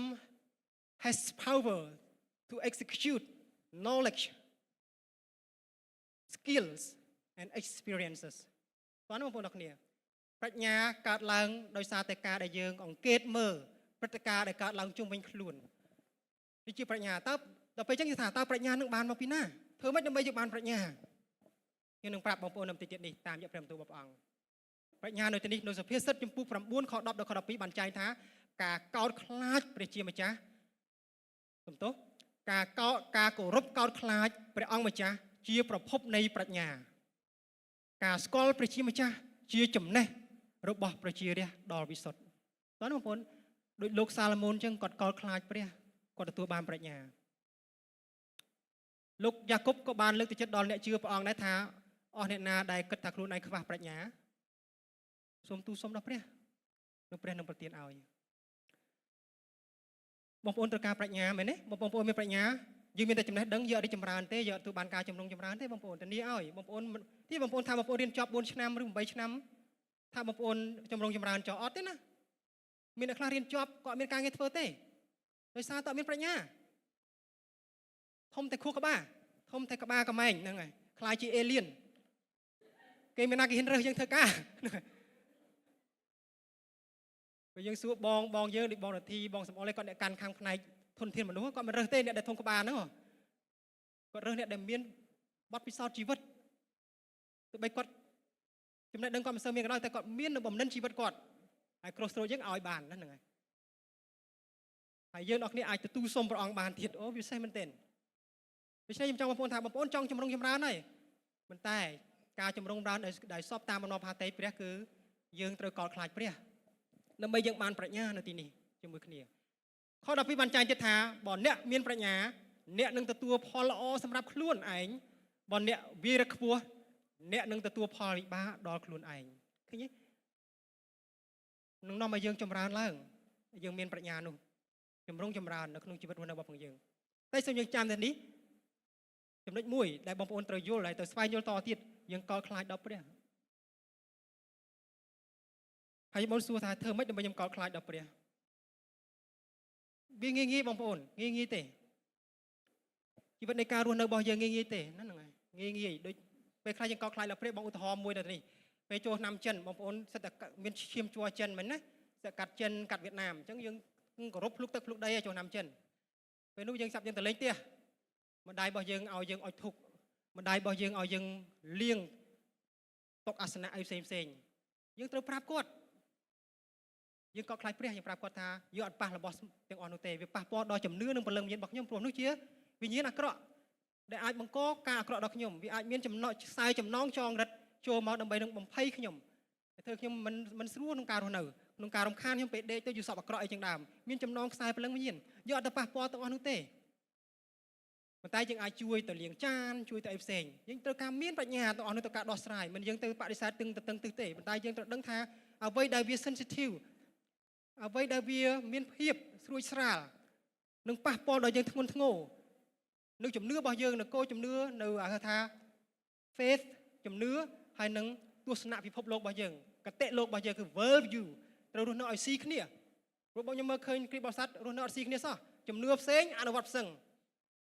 យើងទៅពាក់ព័ន្ធជាមួយនឹងចំណងវិញ្ញាណផ្សេងទោះបីយើងភ្ជាប់ពាក្យទោះបីយើងរៀបការក៏យើងត្រូវខ្នះខ្នែងដែរត្រូវកន្លែងណាដែលយើងមិនគួរទៅប៉ះវាយើងអត់ត្រូវប៉ះទេយើងត្រូវទៅប៉ះទេព្រោះយើងជាអ្នកជឿព្រះអង្គយើងកល់ខ្លាចព្រះអង្គតែដែលសំខាន់មែនទែនតែវាអត់កល់ខ្លាចព្រះអង្គតែយើងខំប្រឹងបង្កើតក្រុមជំនុំមកធ្វើអីដើម្បីបន្តបង្រៀនបងប្អូនជាអ្នកជឿជាអ្នកដើរតាមព្រះអង្គយូរឆ្នាំហើយតែដល់ពេលបងប្អូនទៅអនុវត្តស្រួយស្រាលម្លេះមិនដល់ខ្លួនឲ្យធ្លាក់ទៅក្នុងអំពើបាបទៀងធ្វើមិនដឹងអីសោះធ្វើដូចមានរឿងអីកើតឡើងតែចំពោះយើងជាគ្រូកងវិលយើងខ្ទេចខ្ទាំតែម្ដងខ្ទេចខ្ទាំក្នុងចិត្តដែលយើងដូចជាកុលអស់មួយចឹងដែលយើងមិនអាចទៅជួយបងប្អូនយើងបានដោយសារគាត់មិនអនុញ្ញាតឲ្យយើងជួយគាត់ដោយសារតែការដែលយើងមិនកោតខ្លាចព្រះជាម្ចាស់យើងទៅតូតន់យើងទៅបន្ថោកស្តង់ដារជីវិតរបស់យើងដើម្បីទៅផ្គប់ចិត្តលោកីតែយើងបន្តរស់ពីមួយឆ្នាំទៅមួយឆ្នាំចឹងទៀតទេវាអត់ចម្រើនដល់យើងទេអត់មានការចម្រើនដល់យើងទេអំពើបាបបងប្អូនណាម្នាក់នៅក្នុងចំណោមយើងវានឹងក្លាយជាឧបសគ្គក្នុងការហូរព្រះពរមកក្រុមជំនុំយើងទាំងមូលដូច្នេះសូមយើងមើលថែគ្នាផងបងប្អូនហើយសូមកេះប្រាប់គ្នាផងបើគាត់មានអារម្មណ៍អន់ចិត្តជាមួយយើងអត់អីទេប៉ុន្តែយើងកត់ខ្លាចព្រះអង្គនឹងការពារយើងប៉ុន្តែបងប្អូនធ្វើមិនដឹងមិនលឺមានថាបងប្អូនចូលរួមអំពើបាបជាមួយគ្នាដែរដោយសារតែយើងមិនឲ្យតម្លៃមិនកត់ខ្លាចព្រះជាម្ចាស់យើងទៅខ្លាចមនុស្សវិញយើងទៅខ្លាចនៅទម្លាប់វប្បធម៌ដែលស៊ីបំផ្លាញយើងអត់ឲ្យយើងរីកចម្រើនគឺពាក់ព័ន្ធនឹងចំណងវិញ្ញាណអាក្រក់ផ្សេងសូមប្រែចិត្តសូមរត់គេចឲ្យផុត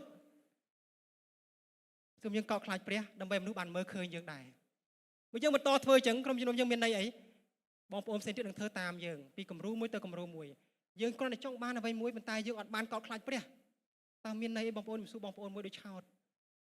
បងប្អូនកំពុងគិតអីសប្តាហ៍ថ្ងៃហ្នឹងអ្នកជឿព្រះអង្គកំពុងគិតអីក្នុងខ្លួនមានអីកំពុងគិតអីបងប្អូនហើយបងប្អូនមានផលលំបាកអីសូមចូលមកយើងចាំជួយបងប្អូននិយាយចោះយើងនឹងស្ដាប់ហើយយើងនឹងពិចារណាជាមួយគ្នាយើងនឹងគាំទ្របងប្អូនយើងនឹងតយុទ្ធជាមួយបងប្អូន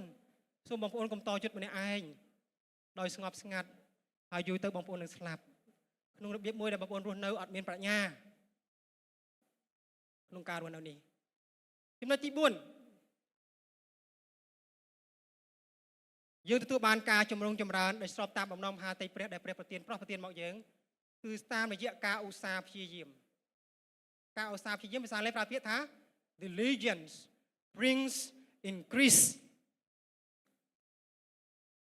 បើយើងកេះប្រាប់គ្នាឧស្សាហ៍ព្យាយាមពាក្យនេះយើងចូលចិត្តនិយាយណាហ្នឹងហើយឧស្សាហ៍ព្យាយាម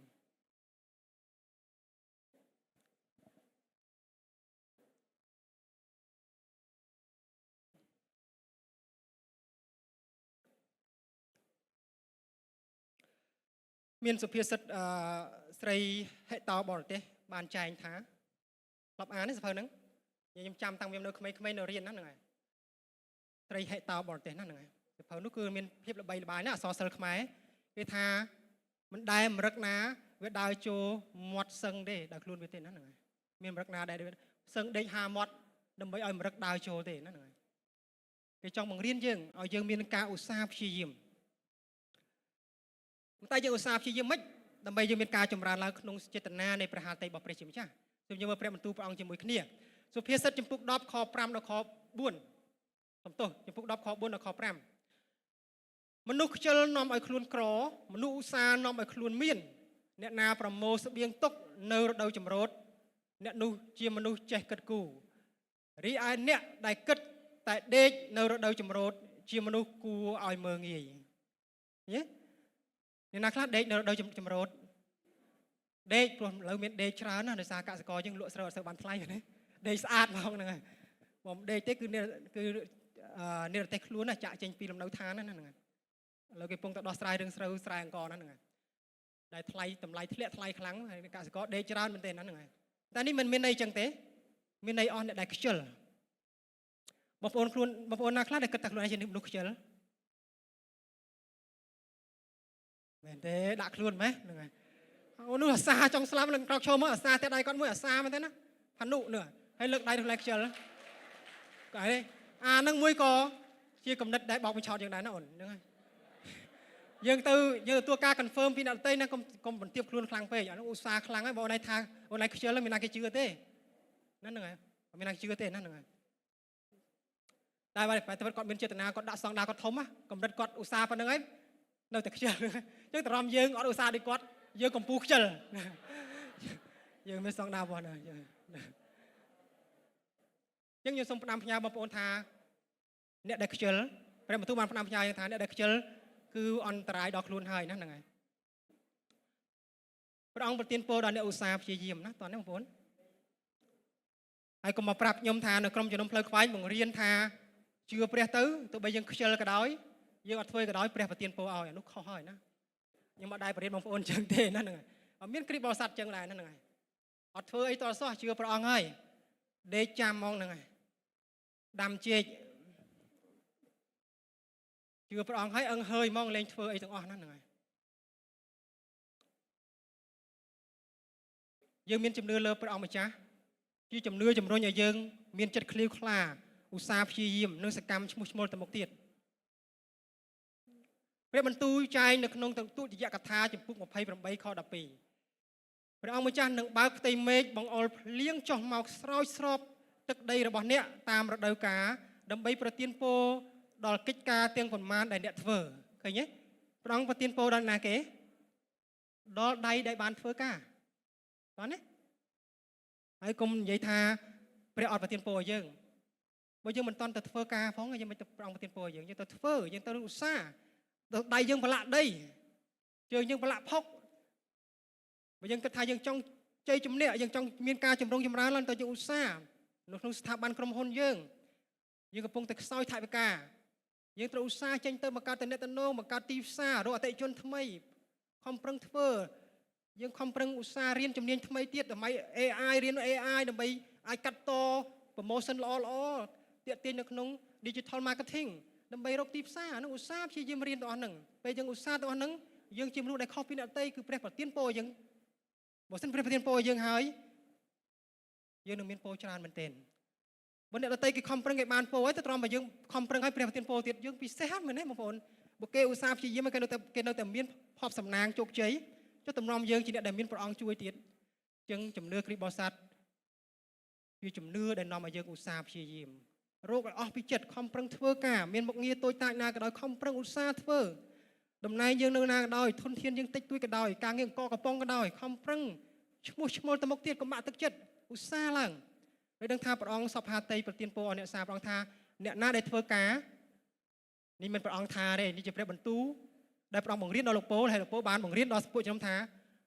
ច្បាប់លោកពូលសំខាន់ណាស់បើអត់ធ្វើការទេអត់បាយហូបហើយខ្ញុំមើលឃើញបងប្អូនគ្រីស្ទបរិស័ទមួយចំនួនយកការងារព្រះអង្គ take it for granted អត់សូវធ្វើការព្រះអង្គឯហ្នឹងហើយ ăn tập miền Nam mơ còn đó nữa bắt bán được không hôn là tạo phơi cá cái vật đánh chết nhá được không hôn không chấm nôm khai chứ ở chấm đá nơi xa chứ ngay sẽ bố nước chơi vô tập bạc côn mà đạm mốc bạc côn dây đây oi tít tuổi này nó bị tuổi khăng rốt trên bị không cho nó bắt nữa này cái dối mong tầm đó nữa này dối là mình đang bây giờ ở đây bắt đầu thì mấy đi chấm đá nó prem tu prong có prap dương này ở giờ xa làng là bây giờ xa dương ban này là cái ban pho dương thếแต่เป็นมนุษย์อดจัดต้มกอดปลาวิธีเราเชียร์ต่อครูนเชียร์ personal เชียร์ emotional เชียร์ตัวโอนตาไอบองไอแล้วนั่งนั้นหนึ่งเธออ้อยอดได้จำรานเต้ปะบะมันเต้นต้องการได้ดาวจำมวยมนุษย์ตัวอ่อนหนึ่งยึดเลือกเช็ดทาส้มกลมยกออกกะได้ยังไออุตสาบานยกเวออ้อยเธออ้อยแต่รุ่ยปีใดอ้อยแต่บานบอกโอตัวนี้ต้องออกนี้ยังนึกตัวสัญญาบัตรมวยไปยังเจนปีกรสโรเตอร์นึกสัญญาบัตรไอออนบองโดมันด่าสัญญาเคยคือสัญญาเคยเก๋จนอุตสาห์พยายามนั่นไงบางคนอุตสาห์แม่นนั่นไงมันเอาซาไม่บ้านแบบยำเราได้ยำเคยบางคนเรียบจอมสำอาดละโหดนั่นไงเธอกลางเยี่ยเราคงดอมยังละโหดสกามมันเต้นนั่นไงโทษเธอยำก็คลายจิตเล็กเฉยเลยนะยังเป็นจ้องไม่ได้ไม่ได้ยังอุตสาห์แม่นนั่นไงยังมีออกกาอุตสาห์พยายามอุตสาห์พยายามตัวใบกางเงินตัวเกี่ยกางเงินโตตายกระดอยนะสมปรังปลายอุตสาห์พยายามบางคนไหนตัวใบเกมเมอร์เคยยืงกระดอยดูเกมเมอร์มันเคยกระดอยก็เติมแต่อุตสาห์พยายามบัดปรองสับพาเตยอ่อนเนี่ยได้อุตสาห์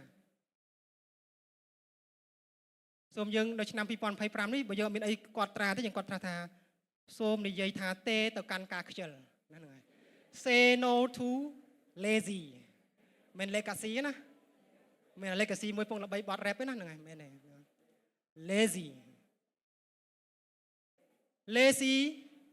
เฉลคือเจียจมือในเพียบไกลกรอนั่นไงไอ้สมโตยังด่าจำตัวเองเฉลคือเจียรึกลเดินนำมายังไกลกรอนั่นไงเลยสับนักเกลือกลางทาปากกาเลือกลางได้ทาเฮ้ยบองเยอะจังค่อยยมอุตสาได้แต่ยมกรอเป็นเต้นอุตสาเล่นละใบซีซอง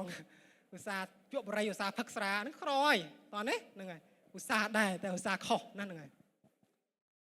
อุตสาเปิงเปียเลเกได้ประดูที่เธอชีปัญญาก็ไออดเปิงปลายได้ประดูเลเกจำเลเกเพื่อมันเพื่อจำเลเกจับมันอันตื่นอันนึงอดเด้นะอุตสาเจอกันกาเตจึงอุตสาพิจิมบางคนไหนก็เชื่อกำจำแต่รำปอดวัดดอกนองเยิงเติบยังสตุสเตียนั่นไงเพื่อล่างพวกการเพื่อนี่คือเจี๊ยดำไล่ในชีวิตมนุษย์นะอุตสาห์พยายามได้ยังเติบละได้เจอยังเติบละพกนะตอนดอกนี้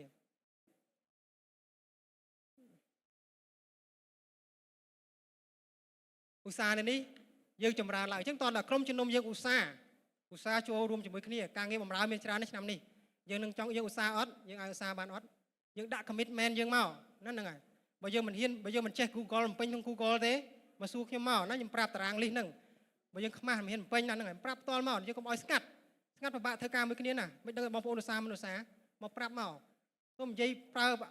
าปะทอนยัยเนี่ยติดมาบางคนส้มมันติดคล้วนยังติดเมาตำแหลกคล้วนยังจีบเชื่อแทบบ่เปรี้ยโจมาโรครูกงเวียนบ่คล้วนยัยปรับเตอจ้องปลาอะไรน่ะแต่ไอ้คนตัวการเป็นเจี๊ยบมาเนี่ยปีกรุงเวียนถามปัจจิตรมน้อยตีนยังเป็นก็ในสงัดนั่นยังประกาศอากาศชราในใบบปนอุตสาห์ว่ายังกรมยังอุตสาห์เติบยังรีจำรานยังจำรงจำรานบ้านว่ายังตระกายเก๋ยังจองเอาไปเชียดตึงมูในแต่กรรมเชียยังมาในตัวโป้ดิฉันให้มันอาจแต่มันเนี่ยอุตสาห์เตะต่อต่างออกเนียสระได้เนียอุตสาห์พี่ยิ้มจองกรอยบปนตึงรงจำจีจูมาขายนั่นไงจองกรอยจำเฮียนเตียงแปมในน้องมายังตัวบ้านกาจำรานหลังสอบตามอมนอพาเตยเปรียบเป็นสอบพาเตยปฏินมายังจังกราวนี่คือจมเนื้อหนึ่งเพียบสมอตรังจมเนื้อหนึ่งเพียบสมอตรัง faith and faithfulness จมเนื้อหนึ่งเพียบสมอตรัง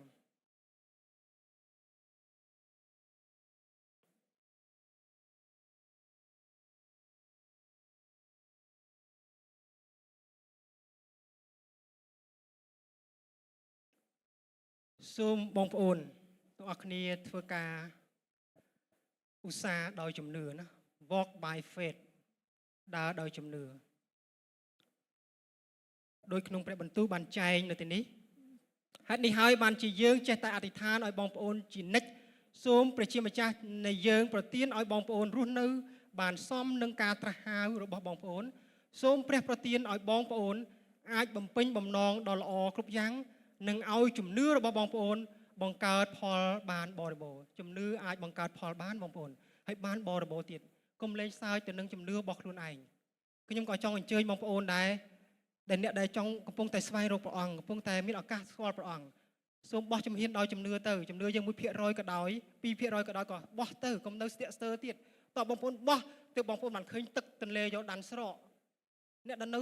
ស្ពាក់ស្ពិលដែលកំពុងអរិយចងហ្នឹងសូមបោះជំហានទៅបងប្អូនតែ1%ក៏បានដែរឲ្យតែព្រះអង្គចោលអីទេធ្វើខ្ញុំមិនអាចទៅចាប់បខំបងប្អូនបានទេបោះទៅបងប្អូននឹងឃើញទឹកទន្លេយ៉ូដានស្រកពេលដែលលោកយូស្វេដឹកនាំពួកហោរាព្រះដឹកនាំពួកសង្ឃរបស់ព្រះនិងកុលសម្ព័ន្ធទាំង12ឆ្លងទន្លេយ៉ូដានទៅកាន់ទឹកដីសន្យានៃទឹកដីកាណានគឺគាត់បោះជំហានដោយជំនឿឃើញលោកសាវកពោក៏ដូចគ្នាដែរគាត់អធិដ្ឋានជានិច្ចកាលដើម្បីឲ្យយើងបានមានជំនឿដើម្បីជំនឿយើងបង្កើតផលផ្លែជាបរិបូរណ៍យើងក៏ចង់អធិដ្ឋានឲ្យគ្នាទៅវិញទៅមកដូចគ្នាដែរឲ្យបងប្អូនមានជំនឿព្រោះជំនឿជាអ្នកដែលធ្វើបងប្អូនមានការរីកចម្រើនសូមយើងធ្វើការគ្រប់សពបែបយ៉ាងដោយចិត្តស្មោះត្រង់ដោយស្មោះត្រង់ពីព្រោះព្រះអង្គម្ចាស់នឹងប្រទានពរដល់អ្នកស្មោះត្រង់ព្រះអង្គមានបន្ទូលថាល្អហើយបើបំរើដល់ល្អអ្នកជាបើបំរើដោយស្មោះត្រង់សូមចូលមកហើយទទួលយកការសោយសុខជាមួយនឹងយើងគឺព្រះអង្គអញ្ជើញអ្នកណាគេអញ្ជើញមនុស្សដែលគាត់ស្មោះត្រង់តែធ្វើម៉េចដើម្បីយើងស្មោះត្រង់បងប្អូនដឹងទេអត់ចេះកុហកមែនទេណាហ្នឹងហើយដើម្បីយើងអាចស្មោះត្រង់បានភាសាអង់គ្លេសជួយយើងបានច្រើនយើងមើលពាក្យ faithfulness ពាក្យនោះគុំដោយពាក្យអីដែរគុំដោយពាក្យ faith មែនទេយើងមានថាម៉េចយើងមានសេចក្តីស្មោះត្រង់តើតែយើងមានជំនឿណាហ្នឹងហើយងាយស្រួលយល់ណាហ្នឹងហើយតើយើងមានជំនឿអត់មានជំនឿយើងមិនអាចស្មោះត្រង់បានទេពិសេសមានជំនឿនៅក្នុងសកម្មភាពរបស់បងប្អូនអាចស្ថិតជាប់នៅភាពស្មោះត្រង់របស់ខ្លួនបានបងប្អូនមានជំនឿដល់ព្រះជាម្ចាស់តែកុំស្ពិនភ្នែកខ្លួនឯងឡើយនេះខ្ញុំប្រាប់កន្លឹះពិសេសនឹងមួយនេះជាបន្ទូលរបស់ព្រះសម្រាប់យើងបើយើងមើលភាសាអង់គ្លេសមានកន្លឹះហ្នឹងហើយឲ្យយើងដឹងដែរយើងចាំថាយើងនិយាយពីfaithfulness យើងដឹងហើយចុះថាម៉េចខ្ញុំ faithfulness ខ្ញុំមានជំនឿខ្ញុំរក្សាជំនឿរបស់ខ្ញុំហើយជំនឿរបស់ខ្ញុំហ្នឹងប្រជិញទៅជាសកម្មភាពដូចលោកយ៉ាកុបថាអញ្ចឹងបើអ្នកជឿហើយមានសកម្មភាពជំនឿនោះជាជំនឿដែលស្លាប់តោះនេះបងប្អូនអ្នកគ្នាសរុបមកវិញព្រឹកនេះព្រះបន្ទូលផ្សារភ្ជាប់មេរៀនពីសប្តាហ៍មុនយើងបោះជំហានឆ្នាំថ្មីដោយការដែលយើងសន្យាដោយសេចក្តីសន្យាដែលព្រះមានបន្ទូលសន្យាមកកាន់យើងលើយើងបន្តដើរនៅឆ្នាំនេះតទៅទៀតដើរនៅសប្តាហ៍នេះរំលឹកទៀតថាយើងទទួលបានការជំរុងចម្រើនដោយសារតែព្រះសន្យាប្រទានពរយើង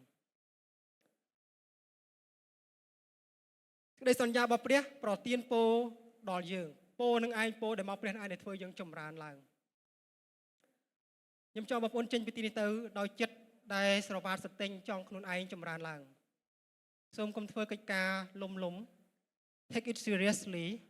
សូមយកធ្វើវាដោយយកចិត្តទុកដាក់ដោយម៉ត់ចត់ថែមទៀតសូមមើលខ្លួនឯងយើងទឹកតែមកទីក្រុងភ្នំពេញឆ្នាំទី1ទេសូមកុំបណ្ដោយខ្លួនហើយចេះលាក់ទឹកជាមួយគេណាមើលខ្លួនឯងតើខ្លួនឯងធ្វើអីបានខ្លះដោះខាត់ខ្លួនឯងបងប្អូនឆ្នាំទី2ហើយសូមរៀនបង្កើតជំរុះចោលទម្លាប់អាក្រក់បន្តដើរទៅមុខទៀត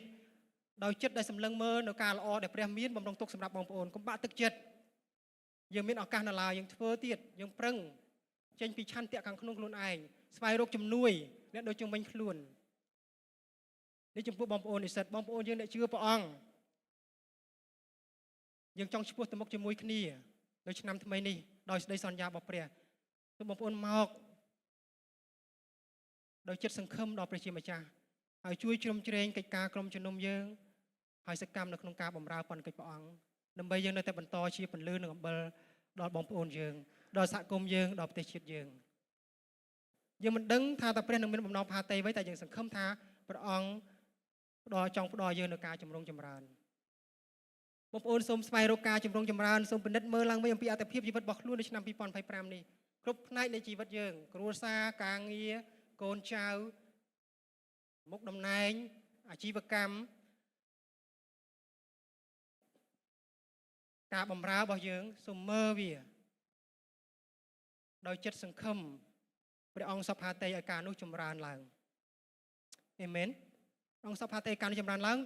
ហើយយើងត្រូវចូលទៅព្រះអង្គដោយការទូលសុំយើងបន្តមានទំនាក់ទំនងយ៉ាងជិតស្និទ្ធជាមួយព្រះជាម្ចាស់សូមរស់នៅដោយកោតខ្លាចដល់ព្រះអង្គដើម្បីយើងមានប្រាជ្ញាសូមឧស្សាហ៍ព្យាយាមដោយយល់ដល់ព្រះអង្គម្ចាស់ដែលយើងសព្ហាតីប្រទានពរដល់អ្នកឧស្សាហ៍ព្យាយាមសូមមានជំនឿជឿទុកចិត្តនិងស្មោះត្រង់ចុះបិទកណាយើងរស់នៅជាប់មានជំនឿនោះធ្វើឲ្យយើងអាចស្មោះត្រង់ហើយសូមឲ្យជំនឿយើងបង្កើតជាសកម្មភាពក្នុងការដែលយើងរស់នៅមុនខ្ញុំធ្វើការបិទបញ្ចប់ខ្ញុំចង់ហៅបងប្អូនរាល់គ្នាឲ្យចេញសកម្មភាពជាក់លាក់ណាមួយចំពោះមានពេល1នាទីនៅទីនេះគាត់ចំណាំទុកហើយត្រឡប់ទៅវិញមុនពេលយើងហូបបាយហើយមុនពេលយើងសម្រាក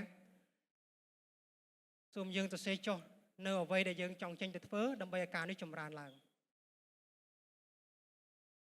បងប្អូនកុំដេកកងតាក់ខ្លាហើយស្រមៃថាខ្លួនឯងចម្រើនឡើងនោះអត់ទេណាតអ្នកដែលចេញទៅធ្វើទេទើបចម្រើនឡើងបងប្អូនខ្សោយភាសាអង់គ្លេសខ្សោយភាសាចិនខ្សោយកុំព្យូទ័រកុំនៅត្រឹងទៀតសប្ថ្ងៃរៀនតែពី AI ក៏បានដែរបងប្អូនឧស្សាហ៍មាន discipline តែត្រូវតែមានមកថាបងប្អូនអត់មានលុយកុំនិយាយថាអត់មានលុយរៀនសប្ថ្ងៃការរៀនកន្លែងណាក៏យើងរៀនបានដែរឥឡូវគេបើកវគ្គក្រីក្រច្រើនណាស់ free សម្រាប់យើងជាយុវជនទុរគតឲ្យទៅរៀនហ្នឹងហើយទៅរៀនហើយកុំបោះបង់ចោលរៀនបានមួយអាទិត្យវាអាទិត្យបោះបង់ចោលអត់ទេណាទៅសេចុះយើងចង់ឲ្យការងារនោះខ្ជាប់ខ្ជួនការងារអីបងប្អូនស្រឡាញ់តន្ត្រីអ្នកខ្លះស្រឡាញ់ការហាត់តៃខ្វាន់ដូហើយកុំហាត់ឲ្យដើរវាយគេណាគេចាប់អ្នកខ្លះស្រឡាញ់ការលេងកីឡាបាល់ទាត់បាល់ទះហែលទឹកថតរូបអភិវឌ្ឍវាទៅណាបងប្អូនចម្រើនទៅណាចម្រើនឡើងទៅព្រះអង្គសព្ហាទេបងប្អូនរីកចម្រើនឡើងណាតែគុំសូមកុំឲ្យការពុនប៉ងការចម្រើនឡើងនោះយើងធ្វើនៅណាម្នាក់ឈឺចាប់យើងអាត្មានិយមយើងលោភលន់យើងគិតតែពីប្រយោជន៍ផ្ទាល់ខ្លួននោះជៀសវាងឲ្យផុតពីការនោះតោះនេះសូមសរសេរចុះអ្វីដែលបងប្អូនចង់ចេញទៅធ្វើក្រោយពេលបានលើព្រះបន្ទូលដែលខ្ញុំបានអធិប្បាយនៅព្រឹកនេះអ្វីជាព្រះបន្ទូលព្រះអង្គដែលបងប្អូនដែលព្រះអង្គបានចង់បង្គាប់ដល់បងប្អូនឲ្យបានចេញទៅធ្វើសូមសរសេរចុះឆ្នាំ2025ឯងបងប្អូនលោក Donald Trump ត្រូវបានគេចាក់ប្រេងតាំងឲ្យទៅជារដ្ឋាភិបាលដោយសារគាត់បោះឆ្នោតជាប់នៅអាណត្តិថ្មីនេះពាក្យមួយដែលលោក Donald Trump និយាយដដែលគឺ God will bless American people គាត់ចូលចិត្តប្រើពាក្យមួយដែលយើងខ្ញុំថានឹង make American យ៉ាងម៉េចដែរ great again ហេគាត់ក៏ប៉ុនប៉ងដែរប៉ុន្តែគាត់ថាដោយជំនួយដែលព្រះបានប្រទានមកហើយយើងអរគ្នាត្រឡប់ទៅទុកចិត្តព្រះអង្គឡើងវិញយើងនឹងធ្វើឲ្យប្រទេសអាមេរិកល្បីល្បាញលើពិភពលោកសារជាថ្មីឡើងវិញនៅទំព័រប្រវត្តិសាស្ត្រមនុស្សជាតិសារគាត់គឺសារនៃការដែលជំរុញទឹកចិត្តមនុស្សទាំងដៃអបអសាទរទាំងអ្នកប្រឆាំងក៏ដោយទាំងអ្នកមិនគ្រប់គ្រងគាត់ដោយតែអ្វីដែលគាត់និយាយនៅក្នុងការប្រជុំរបស់គាត់ធ្វើឲ្យគេទាំងដៃសរសើរដោយសារគាត់និយាយថាគាត់ចង់មើលឃើញការរីកចម្រើនរុងរឿងនៅប្រទេសជាតិរបស់គាត់តែគាត់មិនភ្លេចឡើយការរីកចម្រើននេះកើតចេញមកដោយសារតែព្រះប្រទានពរតែមួយគត់អញ្ចឹងហើយបានជានៅក្នុងกระดาษលុយអាមេរិកគេដាក់ថាម៉េច In God we trust In God we trust នៅក្នុងព្រះជាម្ចាស់យើងជឿទុកចិត្តអេមែនកុំស្គាល់ថាអាមេរិកវាជាមហាអំណាចដោយសារអីដោយសារតែមានអ្នកដឹកនាំចំនួនបុរាណរបស់ពួកគេកោតខ្លាចព្រះជាម្ចាស់ហើយស្គាល់ថាព្រះអង្គម្ចាស់ទ្រង់សពហាតីប្រទានពរឲ្យប្រជាជាតិរបស់គេអញ្ចឹងបានគេដឹកនាំប្រជាជាតិរបស់គេដោយការកោតខ្លាចនេះខ្ញុំចង់លើកចិត្តបងប្អូនដែរណាទីនេះអញ្ចឹងបងប្អូនអរគ្នា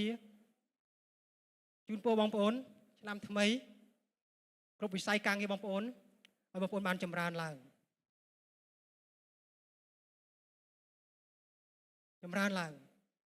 យើងធ្វើជាចុងភៅផ្កាយ3ឡើងជាចុងភៅផ្កាយ5ណាហ្នឹងហើយបងប្អូនធ្វើជាគណៈកម្មការអាហារ ยังไม่ได้